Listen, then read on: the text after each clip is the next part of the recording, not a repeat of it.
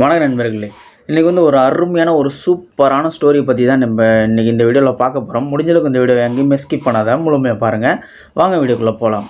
ஒரு அழகான பெண் பார்க்குறதுக்கு தேவதை மாதிரி இருப்பாங்க. ஒரு விமானத்தில் ஏறி தனது சீட்டை தேடினாங்க.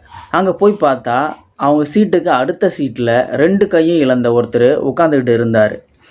அவங்களுக்கு இவரை பார்த்ததுமே ஒரு மாதிரியாக அசூசையாக இருந்துச்சு.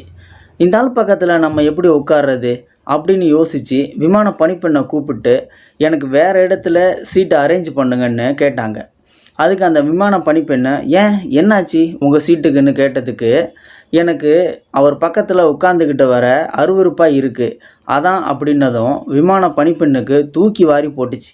என்னடா அது இந்த மாதிரி இந்த பொண்ணு இப்படி சொல்லுதே அப்படின்னு சொல்லிட்டு அதுக்கப்புறம் பார்க்க இவ்வளோ டீசெண்டாக இருக்காங்க, ஆனால் இவ்வளோ நாகரிகம் இல்லாமல் பேசுகிறாங்களேன்னு சங்கடப்பட்டாலும் ஏதும் பண்ண முடியாதே, அவங்க பயணியாச்சே, வேறு வழி இல்லை, இருங்க மேடம் நான் பார்க்குறேன்னு சொல்லிட்டு செக் பண்ணி பார்க்குறாங்க. எங்கேயும் சீட்டு காலி இல்லை. அந்த பெண்கிட்ட திரும்பவும் மேடம் எந்த சீட்டும் காலி இல்லை, கொஞ்சம் வெயிட் பண்ணுங்கள், நான் கேப்டன்கிட்ட பேசிவிட்டு உங்களுக்கு வேறு ஏதாவது மாற்று ஏற்பாடு பண்ண முடியுமான்னு கேட்டுட்டு வரேன், அதுவரை பொறுத்துருங்க ப்ளீஸுன்னு சொல்லிக்கிட்டு கேப்டன் ரூமுக்கு போனாங்க.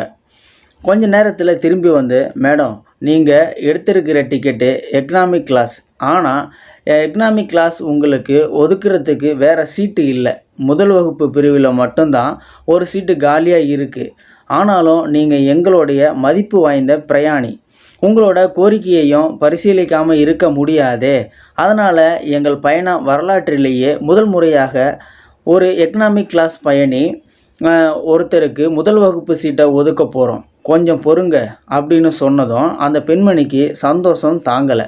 விமான பணிப்பெண்ணின் பதிலுக்கு கூட காத்திருக்காமல் முதல் வகுப்புக்கு போக தயாராகிட்டாங்க அந்த அழகான பெண்ணு. ஆனால் அங்கே நடந்த விஷயமே வேறு. விமான பணிப்பெண் நேராக அந்த 2 கைகளையும் இழந்தவர்கிட்ட போய் சார் தயவு செய்து மன்னிச்சிடுங்க, உங்கள் லக்கேஜ் எல்லாம் நான் எடுத்துக்கிட்டு வரேன், நீங்கள் முதல் வகுப்புக்கு வாங்க சார், உங்கள் பக்கத்தில் இவங்கள போல் ஒருத்தரை உட்கார வைக்க எங்களுக்கு மனசு இல்லை அப்படின்னு பணிவாக சொன்னதும் விமானத்தில் இருந்த எல்லோரும் கைகளை தட்டி ஆரவாரம் செய்து அந்த முடிவை மகிழ்ச்சியோடு வரவேற்றாங்க. அந்த அழகான பெண்ணுக்கு ரொம்ப அவமானமாக போச்சு. சங்கடத்தோடு நெளிஞ்சிக்கிட்டே நின்னாங்க.